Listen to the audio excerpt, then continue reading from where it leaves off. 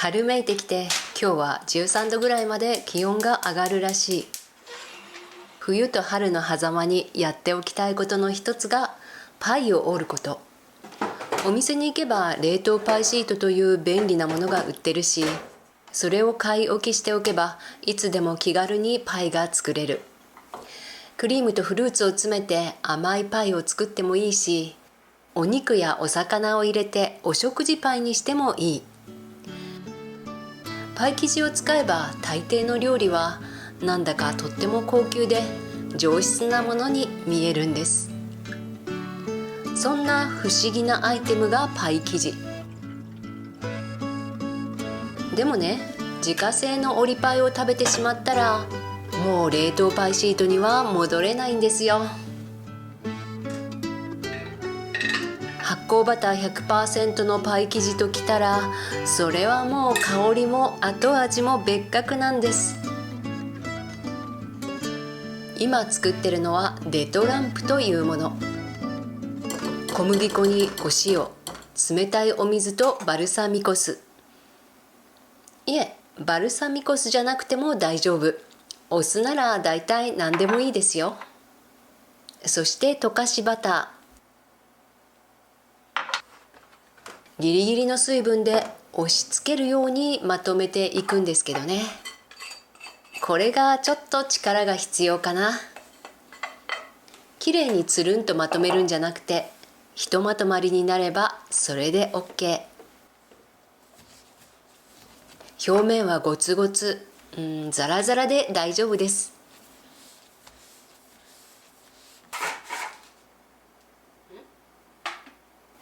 冷蔵庫で1時間ぐらい休ませましょう。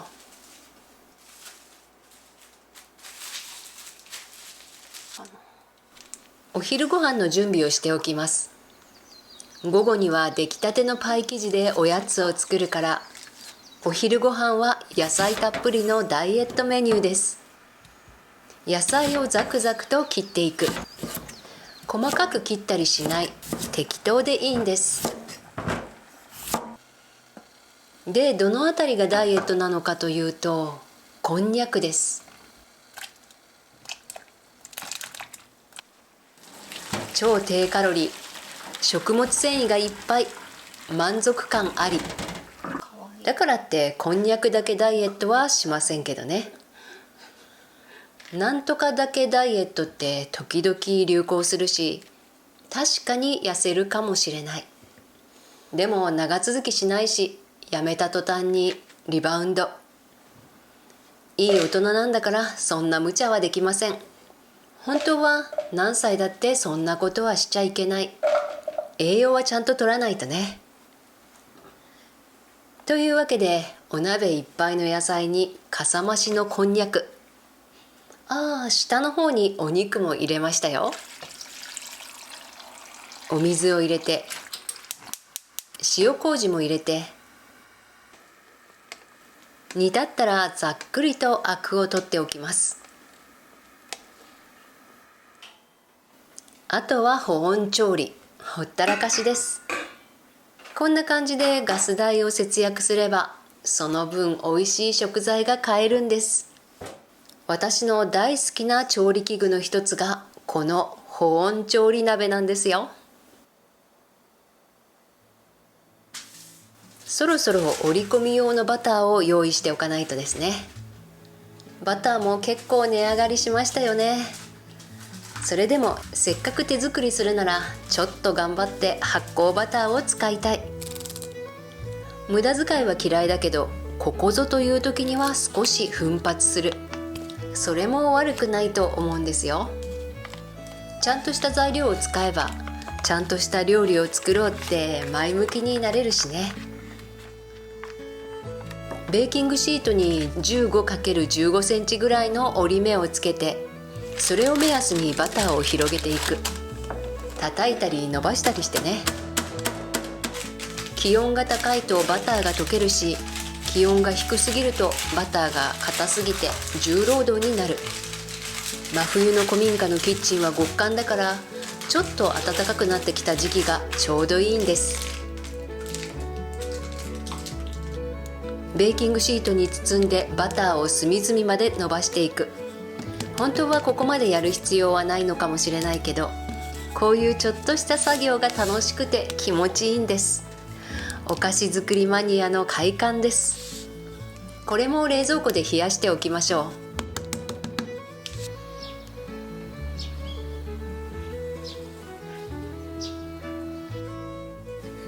休ませておいたデトランプを取り出して伸ばしていきますよ。ここからが折り込み作業です。この作業を見て、なんと七面倒くさいことをと思う人もいるかもしれないけど、めんどくさいと思うか楽しいと思うかは気の持ちようです。世の中の大半のことは気の持ちようでどうにでもなるそう思ってますよ。で、私にとってパイを折るのはどういう気分かというと、ルンルン楽しいというわけではないんですよ。どっちかっていうと心が静まる作業。難しいことは考えずに同じことを繰り返す。余計な考えが頭の中から消えていって無心になれる。瞑想とか座禅とか、ちょっと大げさだけどそれに近いかもしれないですね。そして最後に美味しいご褒美が待ってる。そこが瞑想や座禅にはないいいところなんです。デトランプでバターを包んで伸ばして、空気が入ってたら爪楊枝でちょんとつついて空気を抜く。三つ折りにしてもう一度伸ばす。打ち粉は少なめにするべしと大抵のレシピ本に書いてあるけど、私はあまり気にしません。生地が台や綿棒にくっついて破れる方が大惨事なのでね。2回伸ばしたら三つ折りにして冷蔵庫で30分冷やします。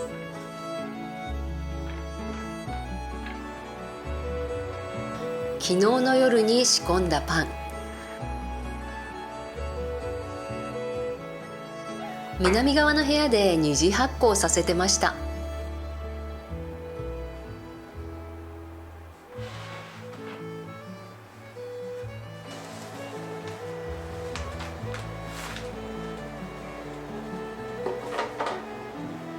おー、いい感じで膨らんでますね。カンパーニュ、全粒粉が入った素朴なパンです。粉を振ってクープを入れて焼きましょう。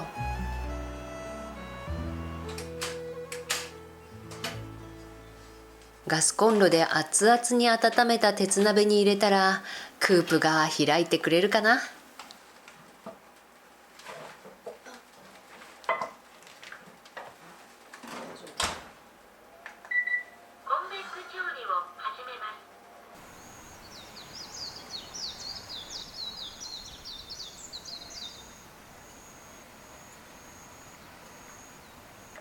よいしょ。ちょっと焼けすぎてる。超こんがり。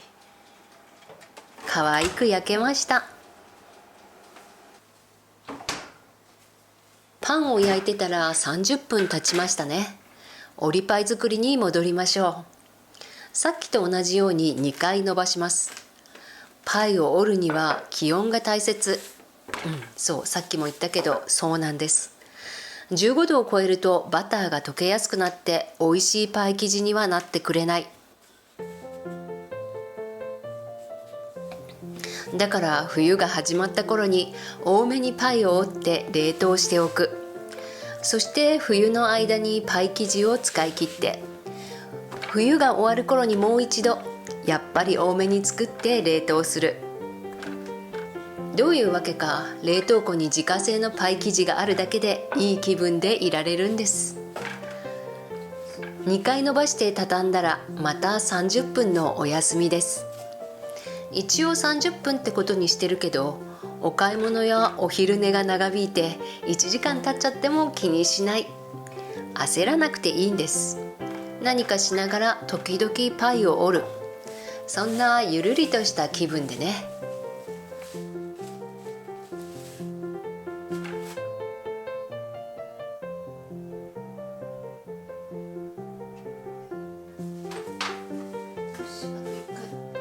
さあ最後の折り込みです。これもやっぱりさっきと同じ、伸ばして三つ折り、また伸ばして三つ折りです。作り方は本当にシンプルですよね。でもちょっと力はいるかもしれない。それに根気もいるかな。だけど頑張りすぎずにちょっとずつ、休み休みってところがいいですよね。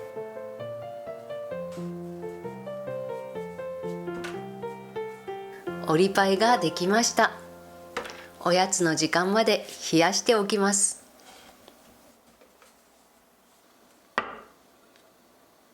お昼ご飯を作りましょう。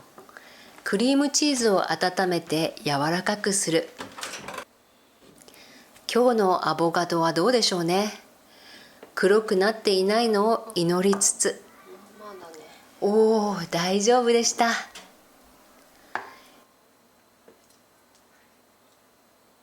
いとこからレモンをもらいました。庭で採れたレモンだそうですよ。憧れますね、庭でレモン。ぎゅっと絞ってアボカドペーストに入れます。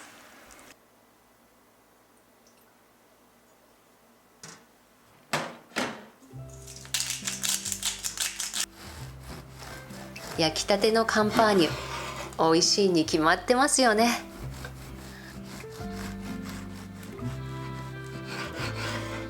オープンサンドを作ってます。エビの並べ方がおかしくて笑いが止まらなくなりました。青ネギを散らしてみようかな。和でもない洋でもない料理ですよ。食材も和洋こだわらず、そこにあるもので。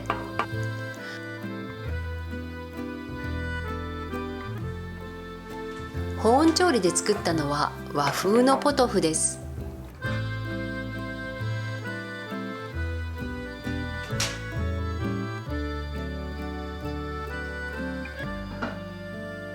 無計画に勝手気ままに作った割には美味しそうじゃないですか。い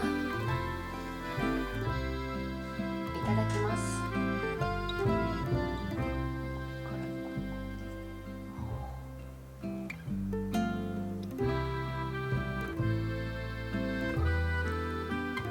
保温調理で2時間ぐらいほったらかしました。おかげでお肉はホロホロです。ポトフにこんにゃく合いますよ。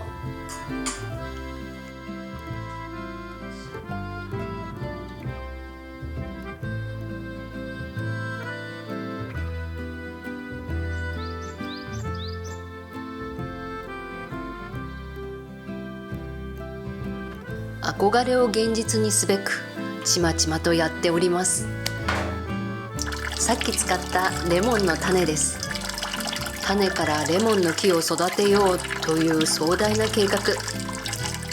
壮大というより無謀ですかね。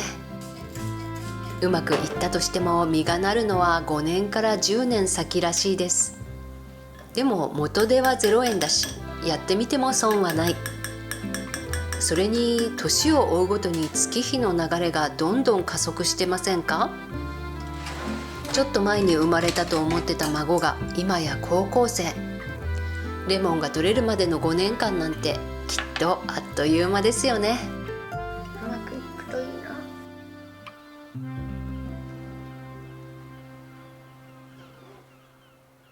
難しい。折りパイの重さを測ったらだいたい 1200g でした。6個に切り分けて使わない分は冷凍しておきましょ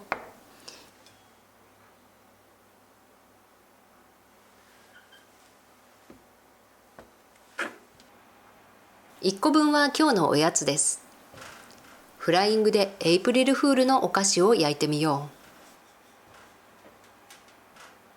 う。フランスのエイプリルフールは嘘をついてもいい日じゃなくて、誰かの背中にこっそりと魚の形のシールを貼っていたずらをする日らしいです。で、魚のパイを食べると日本語のサイトに書いてあるのだけど、本当に今もフランスで食べられてるのかは謎のまま。まあ難しいことは考えずに面白そうだから作ってみますね。魚ってこんな形でしたかね。形は不格好でも食べられるものが出来上がればそれでいいとハードルをぐーんと下げる。クリームとフルーツを入れるには縁取りが必要。こんな感じかな。ヒレだと分かるように模様を入れる。縁取りにも模様は必要だろうか。わからないけどとりあえず。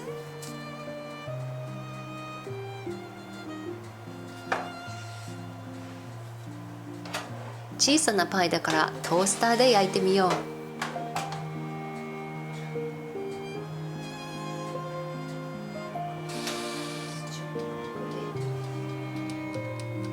窓が大きくて焼け具合がよく見える。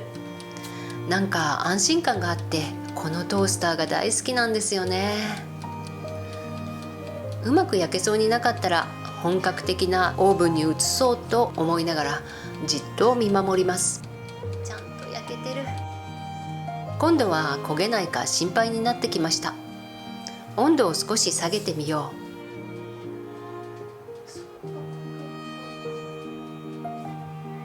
大きなオーブンで焼くより簡単でした。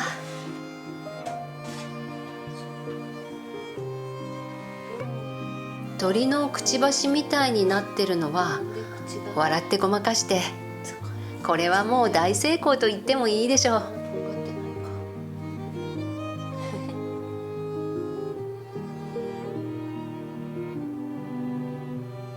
ほぼ丸々1個分残った卵、カスタードクリームを作ればちょうどいい。1人分のおやつだから全卵で OK。 電子レンジで手軽に作りましょう。だけどいつものきび砂糖が足りないことに気づいてしまった。その代わり黒砂糖がありますね。黒砂糖でカスタードクリームを作るとどんな感じなのか試してみるチャンスです。卵、黒砂糖、米粉、牛乳、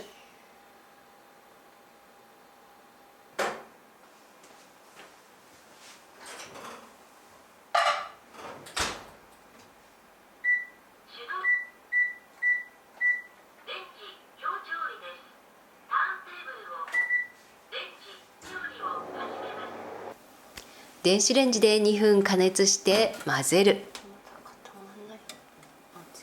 まだシャバシャバの液体です。1分加熱して混ぜる。少し固まってきました。もう一度1分加熱したら、カスタードクリームになりましたね。ラップを貼り付けてこのまま冷やします。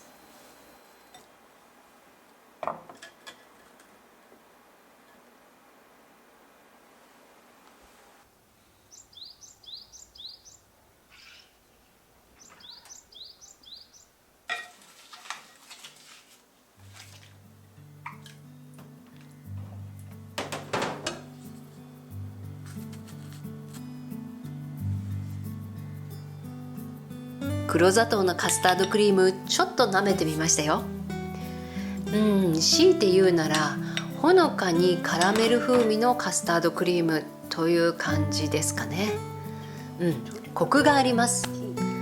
このカスタードクリームならパイにたっぷり詰めても絶対おいしい。鱗のつもりのいちごの輪切り、何かが足りない気がしますね。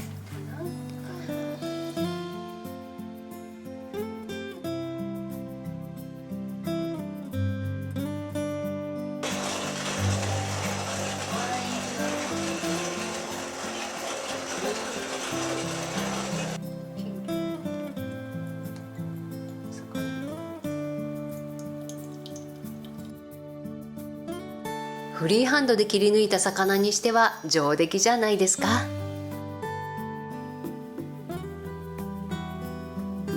食べるのがもったいない。いただきます。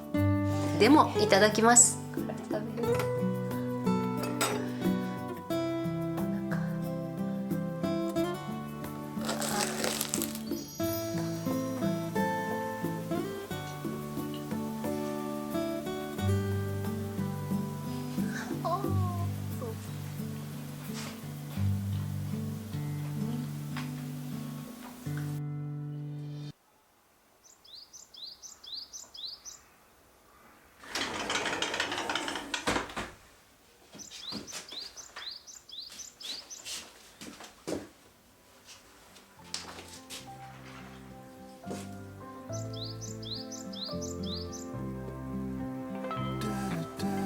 コーヒーを入れるたびに気になってたんです。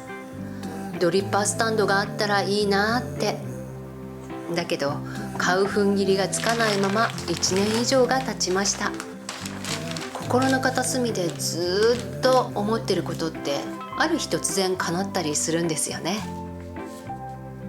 3日前に突然近所の工務店がやってるイベントを見つけて行ってきましたよ。ドリッパースタンドを手作りしてきました。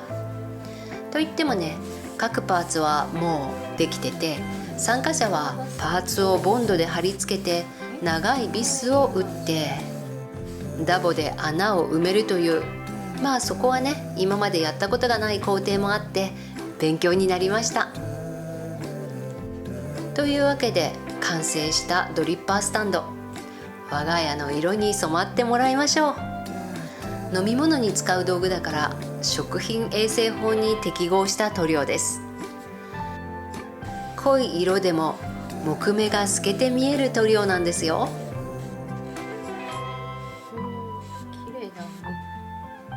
古いキッチンに馴染む色になりましたね。早くコーヒーを入れてみたい。楽しみです。ご視聴ありがとうございました。よろしければチャンネル登録も。